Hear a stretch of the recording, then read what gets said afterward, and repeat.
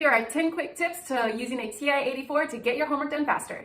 You can re-enter your previous equation by pressing the second and then enter button.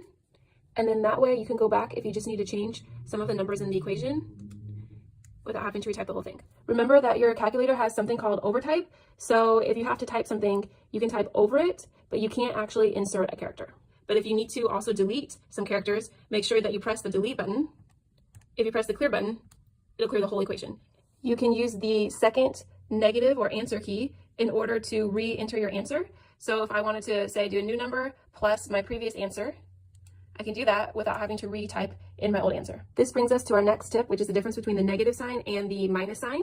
Be careful, if you press a minus sign in the beginning, it's going to subtract from your previous answer. So that is different than, say, typing a negative number. Let's say you want to do 6 minus 3, you have to type in like that, because if you do 6 and then negative 3 is actually going to multiply the numbers. Now let's talk modes. We'll start out by going over what math print mode does. Use math print anytime you want something that requires a dotted box. For example, if you want to do a fraction, you're going to click alpha and then the X button, and that'll give you a fraction. Also, if you want to do an exponent, you can do it that way. You have to be in math print mode if you want to do a log with a base other than 10 or E.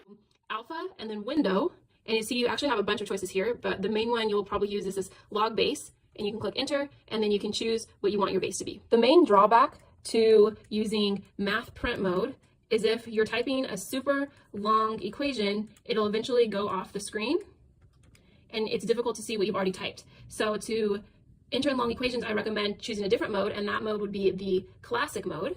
So if you choose classic mode, then you second quit to get out of the mode, then you can type in a very long equation and you can see it wraps around your screen. So it's easier to see what you typed, and it's definitely easier if you have to go back and change something. Now let's talk about graphing. So to graph an equation, you're going to go ahead and enter in a graph like so and graph it. And you can see that you actually can't see anything. It's not on my screen. Zoom and scroll all the way down to 0, which comes after 9 for some reason. And where it says zoom fit, you're going to click enter. And then look, now you can see your graph. And if you want to be able to see it a little bit better, you can do slight adjustments by doing window, changing your X minimums, X maximums, Y minimum, and Y maximum. I wanted it to lower my graph, so I'm going to change my Y minimum to negative 600. And then I can see my graph a little bit better.